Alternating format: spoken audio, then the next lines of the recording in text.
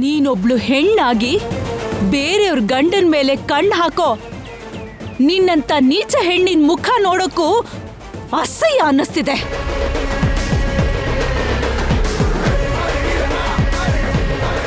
ಅಖಿಲ್ ವಿಷಯದಲ್ಲಿ ಇಷ್ಟು ಮೋಸ ಮಾಡಿದ್ಯಾ ಅಂದ್ರೆ ಹಾಗಾದ್ರೆ ಮಾರ್ಫಿಂಗ್ ಮಾಡಿರೋ ಫೋಟೋಗಳು ನೀನೇ ಮಾಡಿತಾನೆ?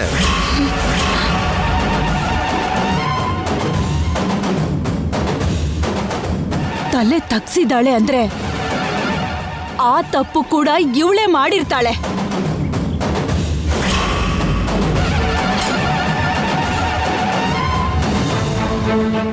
ಐಶ್ವರ್ಯ ಸ್ನೇಹಿತಿಯಾಗಿ ಮನೆಗ್ ಬಂದು ಅಖಿಲ್ ಸಂಸಾರನ ಹಾಳ್ ಮಾಡೋಕ್ ನೋಡ್ದೆ.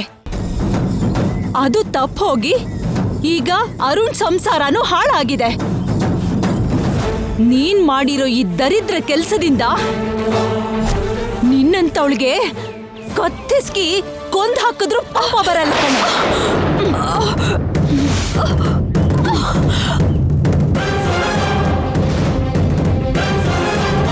ಅತ್ತೆ ಅತ್ತೆ ನಿಲ್ಸಿ ಅತ್ತೆ, ಅತ್ತೆ ಬೇಡ ಅತ್ತೆ. ನಿನ್ನಂತವಳಿಗೆ ಈ ಮನೇಲಿ ಕಾಲಿಡೋ ಅರ್ಹತೆನೂ ಇಲ್ಲ. ನಿನ್ನಂತವಳ ನೆರಳು ಕೂಡ ಈ ಮನೆ ಮೇಲೆ ಬೀಳ್ಬಾರ್ದು. ಹೋಗು, ಹೊರಟೋಗು ಇಲ್ಲಿಂದ. ನಮ್ ಕಣ್ ಮುಂದೆ ನಿಂತ್ಕೋಬೇಡ.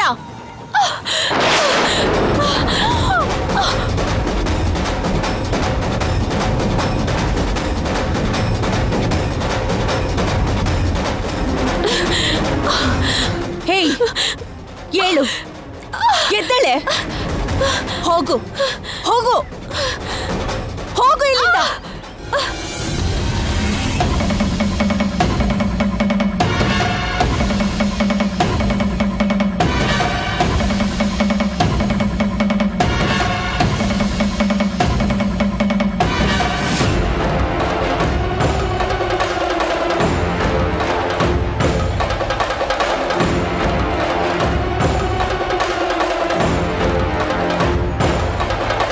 ಡ್ಯಾಡಿ, ಅತ್ತಿಗೆಗೆ ಫೋನ್ ಮಾಡಿ ನಡೆದಿದ್ದು ಹೇಳ್ತೀನಿ. ಬೇಡಪ್ಪ, ಸ್ವಲ್ಪ ಇರು. ನಾವು ಫೋನ್ ಮಾಡಿದ್ರು ಕೂಡ ಈಗ ಅವಳಿರೋ ಮೂಡಲ್ಲಿ ರಿಸೀವ್ ಮಾಡಲ್ಲ. ಇವನು ಪೂರ್ತಿಯಾಗಿ ಸರಿ ಹೋದ್ಮೇಲೆ ನಡೆದಿದ್ದೇನು ಅಂತ ಅವನ ಬಾಯಲ್ಲೇ ಹೇಳ್ಸೋಣ. ಗಂಡ ಹೆಂಡತಿ ನಡುವೆ ಇಂಥ ಸಮಸ್ಯೆಗಳು ಬಂದಾಗ ಅವರಿಬ್ಬರೇ ಮಾತಾಡ್ಕೊಂಡು ಪರಿಷ್ಕಾರ ಮಾಡ್ಕೋಬೇಕೇ ಹೊರತು ಮೂರನೇ ವ್ಯಕ್ತಿ ಮಧ್ಯದಲ್ಲಿ ಮಾತಾಡಬಾರ್ದು ಕಣ. ಮೊದಲು ನಮ್ಮ ಮನೆಗೆ ಹಿಡಿದಿರೋ ಶನಿಗ್ರಹ ಹೋಯ್ತಲ್ಲ, ಅಷ್ಟು ಸಾಕು.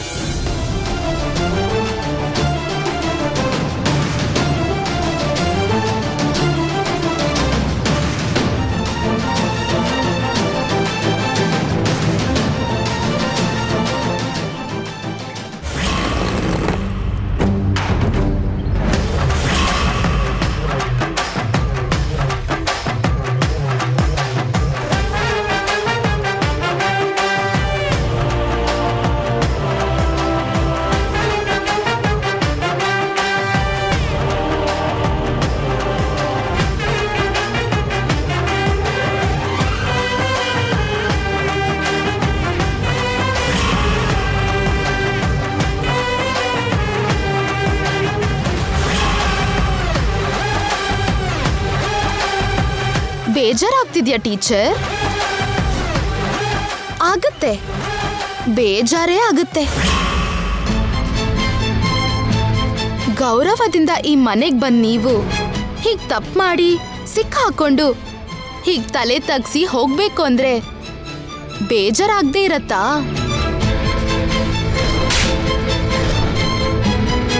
ಪೊಲೀಸರಿಗೆ ಹಿಡ್ಕೊಡ್ಬೇಕು. ನಿಮ್ಮಂತ ಸೋ ಕಾಲ್ಡ್ ಟೀಚರ್ ಚರಿತ್ರೆ ಪ್ರಪಂಚಕ್ಕೆ ಗೊತ್ತಾಗಬೇಕು. ನಡೀರಿ ಸ್ಟೇಷನ್ಗೆ.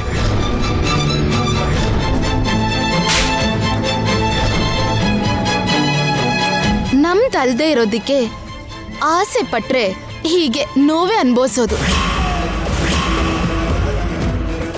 ಎದ್ರಿರೋರ್ ಆಸ್ತಿನ ದೋಚ್ಬೇಕು ಅಂತ ಟ್ರೈ ಮಾಡಿ ಸಿಕ್ಬಿದ್ರೆ ಈ ತರ ತೊಂದ್ರೆನೇ ಆಗೋದು. ನಾನ್ ನಿಮ್ಗೆ ಯಾವತ್ತೋ ಹೇಳಿದ್ದೆ ಅಖಿಲ್ ಅವರು ನನ್ನ ಆಸ್ತಿ ಅಂತ. ನಾನ್ ನಿಮ್ಗೆ ಯಾವತ್ತೋ ಹೇಳಿದ್ದೆ ನನ್ನ ಆಸ್ತಿ ತಂಟೆಗೆ ಬರಬೇಡಿ ಅಂತ. ನನ್ನ ಆಸ್ತಿನ ನಾನು ಕೈ ಜಾರ್ದ ಹಾಗೆ ನೋಡ್ಕೋತೀನಿ ಅಂತ, ನಿಮ್ ಕೆಟ್ಟ ಕಣ್ಣಿಂದ ಅಖಿಲ್ ಅವ್ರನ್ನ ಕಾಪಾಡ್ಕೋತೀನಿ ಅಂತಾನೂ ಹೇಳಿದ್ದೆ. ಆದ್ರೂ ನಿಮ್ ಪ್ರಯತ್ನನೇ ಮಾಡಿದ್ರಿ, ಅವಮಾನನ ಅನುಭವಿಸಿದ್ರಿ. ಪರಮ ಪಂಡಿತೋತ್ತಮ ಆದ್ರೂ ರಾವಣಾಸುರ ಇನ್ನೊಬ್ರು ಮದ್ವೆ ಆಗಿರೋ ಪತ್ನಿ ಮೇಲೆ ಆಸೆ ಪಡೋದು ತಪ್ಪು ಅಂತ ಗೊತ್ತಿದ್ದು ಕೂಡ ಸೀತಾ ಮಾತೆ ಮೇಲೆ ಆಸೆ ಪಟ್ಟಿದ್ದ. ಅತಾಳ ಪಾತಾಳಕ್ ಬಿದ್ದು ಸರ್ವನಾಶನೇ ಆಗೋದ. ಈಗ ನೀವು ಕೂಡ ಬೇರೆಯವ್ರ ಗಂಡನ ಮೇಲೆ ಆಸೆ ಪಡೋದು ತಪ್ಪು ಅಂತ ಗೊತ್ತಿದ್ದು ಅಖಿಲ್ ಅವ್ರ ಮೇಲೆ ಆಸೆ ಪಟ್ರಿ. ಅದ್ರಿಂದ ಹೀಗ್ ಕೆಳಗ್ ಬಿದ್ರಿ, ಅವಮಾನನೂ ಅನುಭವಿಸಿದಿರ. 7 ದಿನದಲ್ಲಿ ನನ್ನನ್ನ ಈ ಮನೆಯಿಂದ ಹೊರಗಡೆ ಕಳಿಸ್ತೀನಿ ಅಂತ ಹೇಳಿ ಚಾಲೆಂಜ್ ಬೇರೆ ಮಾಡಿದ್ರಿ. 7 ದಿನದಲ್ಲಿ ಈ ಮನೆ ಸೊಸೆಯಾಗಿ ಸೆಟ್ಲ್ ಆಗ್ಬೋದು ಅಂತ ಕನ್ಸು ಕಾಣ್ತಿದ್ರಿ. ನಿಮ್ ಚಾಲೆಂಜ್ ನೀರ್ ಪಾಲಾಯ್ತು, ನಿಮ್ ಕನ್ಸು ಕಣ್ಣೀರಾಗೋಯ್ತು. ಅದೇ 7 ದಿನದಲ್ಲಿ ನಿಮ್ಮನ್ನ ಮನೆಯಿಂದ ಕಳಿಸ್ತೀನಿ ಅಂತ ನಾನು ಕೂಡ ಚಾಲೆಂಜ್ ಮಾಡಿದ್ದೆ. ನಿಮ್ ದೃಷ್ಟಿಯಿಂದ ಅಖಿಲ್ ಅವ್ರನ್ನ ಕಾಪಾಡ್ಕೋಬೇಕು ಅಂತ ಕನ್ಸ್ ಕಂಡಿದ್ದೆ. ಕೇವಲ 4 ದಿನದಲ್ಲೇ ನಿಮ್ಮನ್ನ ಈ ಮನೆಯಿಂದ ಹೊರಗೆ ಹಾಕ್ತಿದ್ದೀನಿ. ನನ್ನ ಕನ್ಸನ್ನ ನಾನು ಸಾಧಿಸ್ಬಿಟ್ಟೆ. ಧರ್ಮನ ತಪ್ಪದವ್ರಿಗೆ ವಿನಾಶ ತಪ್ಪಲ್ಲ, ನೀತಿ ಬಿಟ್ಟವ್ರಿಗೆ ಶಿಕ್ಷೆ ತಪ್ಪೋದಿಲ್ಲ. ಈ 2 ವಿಷಯನ ನೀವ್ ಯಾವತ್ತೂ ಮರಿಬೇಡಿ. ಪಾಠ ಹೇಳ್ಕೊಡಕ್ಕೆ ಇಲ್ಲಿಗೆ ಬಂದು ನೀವೇ ಪಾಠ ಹೇಳಿಸ್ಕೊಳ್ಬೇಕಾಯ್ತು ಅಂತ ನಾಚಿಕೆ ಪಡಬೇಡಿ. ಈಗ್ಲಾದ್ರೂ ನೀವು ಬುದ್ಧಿ ಕಲ್ತಿರೋದಕ್ಕೆ ಸಂತೋಷ ಪಡಿ. ನೀವ್ ನನ್ಗೆ ಪಾಠ ಹೇಳ್ಕೊಟ್ಟಿದ್ದಕ್ಕೆ ನಮ್ಮ ಮನೇಲಿ ನಿಮಗ್ ಫೀಸ್ ಕೊಟ್ರು. ಈಗ ನಾನು ಕೂಡ ನಿಮ್ಗೆ ಗುರುದಕ್ಷಿಣೆ ಕೊಡ್ತಿದ್ದೀನಿ.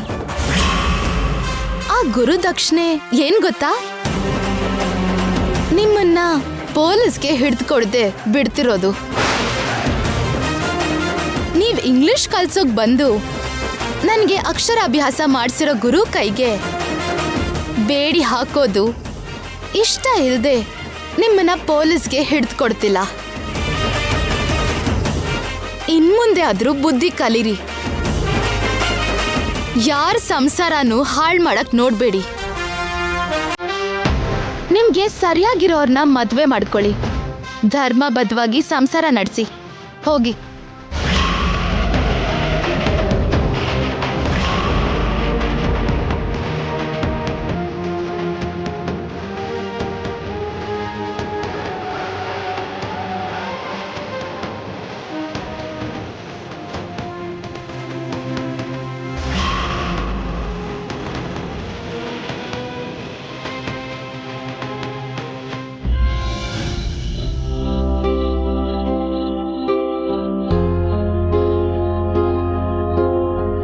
ನಮ್ ಗೆಸ್ಟ್ ಹೌಸ್ ಅಲ್ಲಿ ಒಂದು ಸೆಟಪ್ ನ ಇಟ್ಕೊಂಡು ಓಲಾಡ್ತಿದ್ದ ನಿಮ್ ಸುಪುತ್ರ.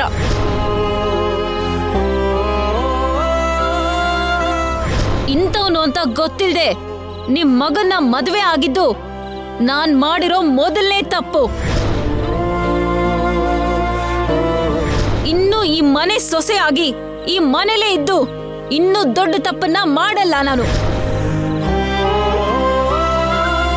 ಹೊರಟೋಗ್ತೀನಿ, ಅಮ್ಮ, ಐಶ್ವರ್ಯ. ಮನೆಗೆ ಹೋಗ್ತೀನಿ.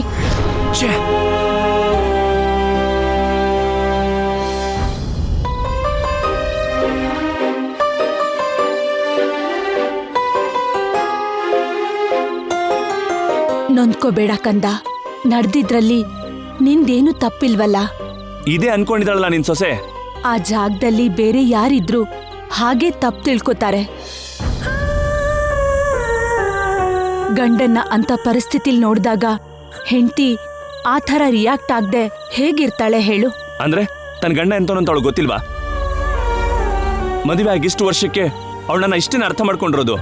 ಹೋಗ್ಲಿ ಬಿಡಪ್ಪ, ನಡ್ದಿದ್ದೇನೋ ನಡ್ದೋಯ್ತು. ನೀನೊಂದ್ಸಲ ನಿನ್ನ ಅತ್ತೆ ಮನೆಗೆ ಹೋಗಿ ಆಗಿದ್ದೆಲ್ಲ ವಿಷಯನೂ ಐಶ್ವರ್ಯಾಗ್ ಹೇಳಿ ಅವಳನ್ನ ಮನೆಗ್ ಕರ್ಕೊಂಡ್ ಬಾ. ನೋ, ನಾನು ಅವಳ ಮನೆಗೆ ಹೋಗಿ ಅವಳನ್ನ ಕರ್ಕೊಂಬರ್ಬೇಕಾ? ನನಗೆ ಅವಮಾನ ಮಾಡಿ ಅನುಮಾನ ಪಟ್ಟು ಹೋದವಳನ್ನ ನಾನೇ ಅವಳ ಮನೆಗೆ ಹೋಗಿ ಬೇಡ್ಕೊಂಡು ಕರ್ಕೊಂಬರ್ಬೇಕಾ? ನೋ ಮಮ್ಮಿ, ನಾನು ಹೋಗಲ್ಲ. ನಾನು ಹೋಗೋದಿಲ್ಲ ಅಷ್ಟೇ. ಇಷ್ಟಕ್ಕೂ ಆ ರಂಜನಿನ ನಮ್ಮ ಮನೆ ಕರ್ಕೊಂಬಂದವಳೆ ಐಶ್ವರ್ಯ. ಅವಳ ಫ್ರೆಂಡ್ ಎಂತವಳು ಅಂತ ತಿಳ್ಕೊಳ್ಳದೆ ಕರ್ಕೊಂಬಂದು ಮನೆಗೆ ಸೇರಿಸಿದ್ದೆ ಐಶ್ವರ್ಯ ಮಾಡಿರೋ ಮೊದಲನೇ ತಪ್ಪು. ನಾನೆಂತವನು ಅಂತ ಗೊತ್ತಿದ್ದು ಕೂಡ ಅನಾವಶ್ಯಕವಾಗಿ ನನ್ನ ಮೇಲೆ ಅನುಮಾನ ಪಟ್ಟು ನನ್ನ ಮೇಲೆ ಆರೋಪ ಹೊರಿಸಿ ಮನೆಯಿಂದ ಹೋಗಿದ್ದು ಅವಳು ಮಾಡಿರೋ ಎರಡನೇ ತಪ್ಪು. ಅವಳು ತಪ್ಪನ್ನು ಅವಳೇ ತಿಳ್ಕೊಂಡು ತನ್ನಷ್ಟಕ್ಕೆ ತಾನೇ ಮನೆಗೆ ಬರಬೇಕೇ ಹೊರತು ನಾನು ಹೋಗಿ ಅವಳನ್ನ ಕರೆಯೋಲ್ಲ. ಐಶ್ವರ್ಯಗೆ ಫೋನ್ ಮಾಡಿದ್ಯಮ್ಮ? ಮಾಡಿದ್ದೆ ಅತ್ತೆ. ಫೋನ್ ರಿಂಗ್ ಆಗ್ತಿತ್ತು, ಆದ್ರೆ ಅವ್ರು ರಿಸೀವ್ ಮಾಡಿಲ್ಲ. ಎಲ್ಲರ ಫೋನಿಂದನೂ ಟ್ರೈ ಮಾಡಿದ್ವಿ, ಯಾರ ಫೋನು ರಿಸೀವ್ ಮಾಡ್ತಿಲ್ಲ. ಮಾಡಲ್ಲ ಅದಕ್ಕೆ, ಅವಳು ರಿಸೀವ್ ಮಾಡಲ್ಲ. ಬೇರೆಯವ್ರು ಹೇಳೋದನ್ನ ಅರ್ಥ ಮಾಡ್ಕೊಳ್ಳೋದು ಅವಳಿಗೆ ಅಭ್ಯಾಸ ಇಲ್ವಲ್ಲ. ಹೋಗ್ಲಿ, ಮೆಸೇಜ್ ಆದ್ರೂ ಮಾಡ್ಬೇಕಿತ್ತಮ್ಮ. ಮಾಡ್ದೆ ಅತ್ತೆ. ರಂಜನಿಯಿಂದನೇ ತಪ್ಪಾಗಿದ್ದು ಅಂತ ಮೆಸೇಜ್ ಕೂಡ ಮಾಡಿದೆ. ಆದ್ರೆ ಆ ಮೆಸೇಜ್ ಇನ್ನೂ ಅಕ್ಕ ನೋಡಿಲ್ಲ. ನೋಡಲ್ಲ, ಅವಳ ಮೆಸೇಜು ನೋಡಲ್ಲ, ಫೋನ್ ಮಾಡಿದ್ರೆ ಆನ್ಸರೂ ಮಾಡಲ್ಲ. ಅಷ್ಟು ಕೊಬ್ಬು ಅವಳಿಗೆ. ತಾನೇ ಕರೆಕ್ಟ್ ಅನ್ನೋ ಕೊಬ್ಬು ಅವಳಿಗೆ. ಆ ಕೊಬ್ಬು ಕಡಿಮೆ ಆದ್ಮೇಲೆ ಅವಳೇ ಬರ್ತಾಳೆ, ಬಿಟ್ಬಿಡಿ. ಅರುಣ್,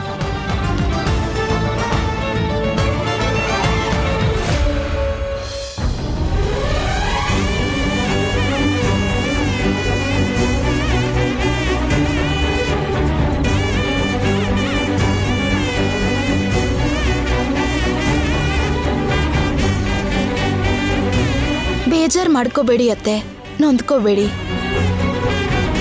ಭಾವನ್ನ ಅಪಾರ್ಥ ಮಾಡ್ಕೊಂಡು ಐಶ್ವರ್ಯ ಅಕ್ಕ ನೊಂದ್ಕೊಂಡಿದ್ದಾರೆ. ತನ್ನನ್ನು ಅರ್ಥ ಮಾಡ್ಕೊಂಡಿಲ್ಲ ಅಂತ ಭಾವ ನೊಂದ್ಕೊಂಡಿದ್ದಾರೆ. ಅವರಿಬ್ರು ನೋವು ಬೇಗ ದೂರ ಆಗಿ ಒಬ್ರನ್ನೊಬ್ರು ಅರ್ಥ ಮಾಡ್ಕೋತಾರೆ. ಹೌದು ಅತ್ತೆ, ಶ್ಯಾಮ ಹೇಳಿದ್ ನಿಜಾನೇ. ನೀವು ಬನ್ನಿ ಅತ್ತೆ, ಊಟ ಮಾಡೋ ಟೈಮ್ ಆಯ್ತು. ಟ್ಯಾಬ್ಲೆಟ್ ತಗೊಳ್ಬೇಕಲ್ವಾ? ನನ್ಗೇನು ಬೇಡ ಅನ್ನಿಸ್ತಿದ್ಯಮ್ಮ. ಹಾಗಂದ್ರೆ ಹೇಗೆ ಅತ್ತೆ? ನೀವು ಟೈಮ್ಗೆ ಔಷಧಿ ತಗೊಳ್ದೇ ಇದ್ರೆ ನಿಮ್ ಆರೋಗ್ಯ ಏನಾಗ್ಬೇಕು? ಕರೆಕ್ಟ್ ಟೈಮ್ಗೆ ಟ್ಯಾಬ್ಲೆಟ್ ತಗೋಬೇಕು, ಇಲ್ಲಾಂದ್ರೆ ಆರೋಗ್ಯ ಹಾಳಾಗತ್ತೆ ಅಂತ ಡಾಕ್ಟ್ರೇ ಹೇಳಿದಾರಲ್ವಾ ಅತ್ತೆ?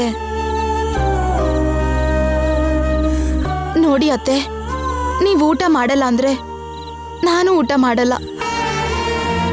ನಾನು ಅಷ್ಟೇ ಅಲ್ಲ, ಈ ಮನೇಲಿ ಯಾರೂ ಊಟ ಮಾಡಲ್ಲ.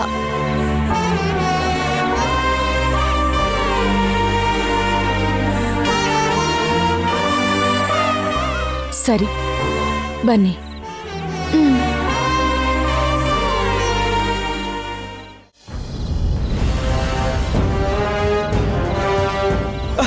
ಶ್ಯಾಮ, ನಂಗೆ ಭಯ ಆಗ್ತಿದೆ ಶ್ಯಾಮ. ಕತ್ಲು ಕತ್ಲು ಶ್ಯಾಮ, ಕತ್ಲು ಕತ್ಲು ಶ್ಯಾಮ, ನಂಗೆ ಭಯ ಆಗ್ತಿದೆ ಶ್ಯಾಮ, ಬೇಗ ಬಾ. ಕತ್ಲು ಕತ್ಲು ಕತ್ಲು ಕತ್ಲು ಕತ್ಲು ಶ್ಯಾಮ ಶ್ಯಾಮ. ರೀ, ಅಯ್ಯೋ, ಕತ್ಲು, ಏನಾಯ್ತ್ರಿ? ರೀ, ಇಲ್ಲಿ ನೋಡಿ. ಕತ್ಲು, ಭಯ ಆಗ್ತಿದೆ, ಭಯ ಆಗ್ತಿದೆ ಶ್ಯಾಮ. ಶ್ಯಾಮ, ಇಲ್ಲ, ಲೈಟ್ಸ್ ಆನ್ ಆಗೇ ಇದೆ. ಕತ್ಲು. ನೀವ್ ಕತ್ಲಲ್ಲಿಲ್ಲ, ಕಣ್ಬಿಡ್ರಿ. ನಾನ್ ಬಂದಿದ್ದೀನಿ. ಶ್ಯಾಮ. ಇಲ್ಲಿ ನೋಡಿ. ಶ್ಯಾಮ, ಒಂದ್ಸಲ ನನ್ನ ಕಣ್ಬಿಟ್ ನೋಡ್ರಿ, ಕಣ್ಬಿಡಿ.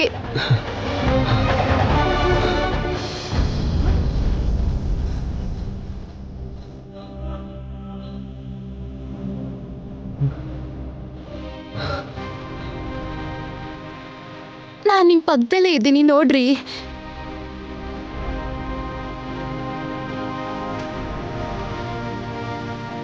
ಶ್ಯಾಮ, ಈ ಕತ್ಲಿನ ಫೋಬಿಯಾದಿಂದ ನಾನು ಏನೂ ಮಾಡೋಕ್ಕಾಗ್ತಾ ಇಲ್ಲ. ನನಗೆ ಈ ಕತ್ಲಿನ ಭಯ ಇದೆ ಅಂತ ಟೀಚರಿಗೆ ಗೊತ್ತಾಗೆ ಅಲ್ವಾ ನನ್ನ ಆ ಕತ್ಲಿನ ಕೊನೆಗೆ ತಳ್ಳಿ ಅವಳು ಓಡ್ ಹೋಗಿದ್ದು. ನನ್ನ ಈ ಬಲಹೀನತೆ ಜೊತೆ ಜೀವನ ಪೂರ್ತಿ ಹೇಗೆ ಬದುಕೋದು ಅಂತ ಯೋಚನೆ ಮಾಡಿದ್ರೇ ನನಗೆ ಭಯ ಆಗ್ತಿದೆ ಶ್ಯಾಮ. ಹಾಗೆಲ್ಲ ಅನ್ಕೋಬೇಡ್ರಿ. ಪ್ರತಿಯೊಬ್ಬ ಮನುಷ್ಯಂಗೂ ಯಾವ್ದಾದ್ರೂ ಬಲಹೀನತೆ ಖಂಡಿತ ಇರತ್ತೆ. ತುಂಬಾ ಜನರಿಗೆ ಹೋಲ್ಸಿದ್ರೆ ನಿಮ್ಗಿರೋದು ಒಂದ್ ಬಲಹೀನತೆನೇ ಅಲ್ಲ. ನೀವ್ ಏನ್ ಬೇಕಾದ್ರೂ ಮಾಡ್ತೀರಾ. ಒಳ್ಳೆ ಮನ್ಸಿರೋ ನಿಮ್ಗೆ ಆ ಕೃಷ್ಣ ಯಾವಾಗ್ಲೂ ಜೊತೆಯಾಗಿರ್ತಾನೆ. ನಿಮ್ಗೇನಾಗಲ್ಲ. ನೀವೇನು ಫೀಲ್ ಆಗ್ಬೇಡಿ ಆಯ್ತಾ, ನಾನು ಇದೀನಲ್ಲ. ನೀವ್ ಸ್ವಲ್ಪ ಹೊತ್ತು ರೆಸ್ಟ್ ತಗೊಳ್ಳಿ, ನನ್ ಮಾತು ಕೇಳಿ. ನೀವ್ ಮಲ್ಕೊಳ್ಳಿ, ನಾನು ಇಲ್ಲೇ ಇರ್ತೀನಿ. ನೀವ್ ಮಲ್ಕೊಳ್ಳಿ. ಸರಿ.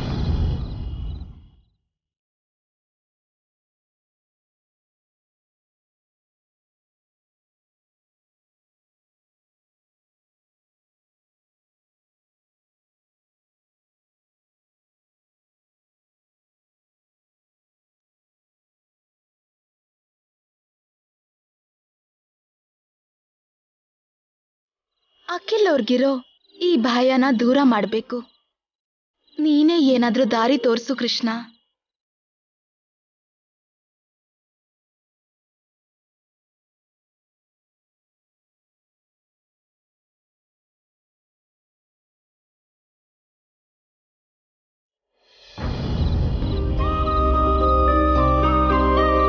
ಈ ಕತ್ಲಿನ್ ಫೋಬಿಯಾದಿಂದ ನಾನು ಏನು ಮಾಡೋಕ್ಕಾಗ್ತಾ ಇಲ್ಲ.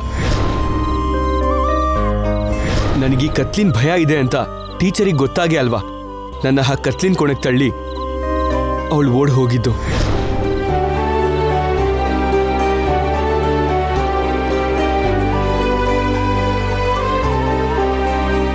ಏನ್ ಶ್ಯಾಮ, ಇನ್ನು ನಿದ್ದೆ ಮಾಡಿಲ್ವಾ? ಅವ್ರ ಬಗ್ಗೆ ಯೋಚನೆ ಮಾಡ್ತಿದ್ರೆ ನನಗ್ ನಿದ್ರೆ ಬರ್ತಿಲ್ಲ ಅಕ್ಕ. ಗೆಸ್ಟ್ ಹೌಸ್ನಲ್ಲಿ ನಡೆದಿರೋ ಇನ್ಸಿಡೆಂಟ್ನ ಅಖಿಲ್ ಅವ್ರಿಗೆ ಮರೆಯೋಕೆ ಆಗ್ತಿಲ್ಲ. ಎಲ್ಲಿದ್ರು ಅದನ್ನೇ ಕನ್ವರ್ಸ್ತಾ ಇರ್ತಾರೆ. ಪದೇ ಪದೇ ಅದನ್ನೇ ನೆನಪಿಗೆ ಬಂದು ತುಂಬಾ ಡಿಸ್ಟರ್ಬ್ ಆಗಿದ್ದಾರೆ. ತನ್ಗೆ ನೈಟ್ ಫೋಬಿಯಾ ಇದೆ ಅಂತ ಗೊತ್ತಿದ್ರು ಕೂಡ ರಂಜನಿ ಟೀಚರ್ ಅವ್ರನ್ನ ಹಾಗೆ ಕತ್ಲಿಗೆ ತಳ್ಳ ಹೋಗಿದ್ದಕ್ಕೆ ತುಂಬಾ ನೊಂದ್ಕೊಂಡಿದ್ದಾರೆ. ಅವ್ರ ನೋವು ನೋಡ್ತಿದ್ರೆ, ಅವ್ರ ಮಾತು ಕೇಳ್ತಿದ್ರೆ ನನಗ್ ನಿದ್ರೆ ಬರ್ತಿಲ್ಲ ಅಕ್ಕ. ಅಖಿಲ್ ನೈಟ್ ಫೋಬಿಯಾ ಬಗ್ಗೆ ಯೋಚನೆ ಮಾಡಿ ಅತ್ತೆ ಕೂಡ ಎಷ್ಟೋ ರಾತ್ರಿ ಹೀಗೆ ನಿದ್ದೆ ಇಲ್ಲದೆ ಕಳೆದಿದ್ದಾರೆ. ಆ ನೈಟ್ ಫೋಬಿಯಾ ಹೋಗ್ಲಿ ಅಂತ ಅತ್ತೆ ಎಷ್ಟೋ ದೇವರಿಗೆ ಹರಕೆ ಹೊತ್ತಿದ್ದಾರೆ. ಮಾವ ಅಂತೂ ಎಷ್ಟೋ ಹಾಸ್ಪಿಟಲಿಗೆ ಕರ್ಕೊಂಡು ಹೋಗಿದ್ರು. ಆದರೂ ಯಾವ ದೇವರು ಕರುಣೆ ತೋರಿಸ್ಲಿಲ್ಲ, ಯಾವ ಡಾಕ್ಟ್ರು ಗುಣ ಮಾಡಲಿಲ್ಲ. ಅಖಿಲ್ಗೆ ಆ ಫೋಬಿಯಾ ಹೋಗೋ ದಿನ ಯಾವಾಗ ಬರುತ್ತೋ ಏನೋ.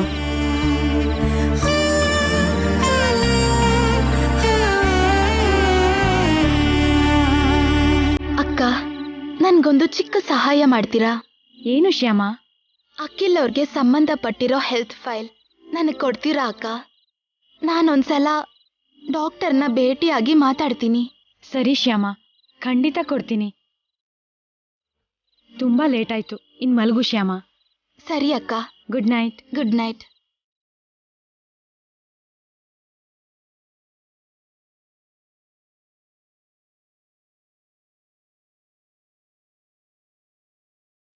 ಕೃಷ್ಣ, ಅಖಿಲ್ ಅವರಿಂದ ಕತ್ಲಿನ ಭಯ ಓಡಿಸೋ ಕರ್ತವ್ಯ ನಿಂದೇ ಕೃಷ್ಣ.